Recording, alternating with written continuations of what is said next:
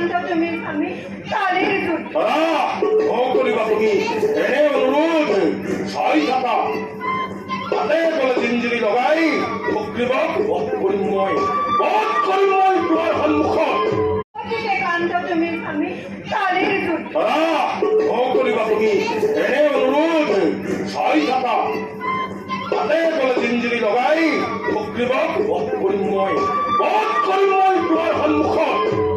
নহয় স্বামী মনত মোৰ লাগিছে সংশয় তোমাৰ শক্তিৰ হয় নহয় সুগ্ৰীৱ তথাপিতো কিয় জানো বাৰে বাৰে যুদ্ধৰ বাবে কৰে আহ্বান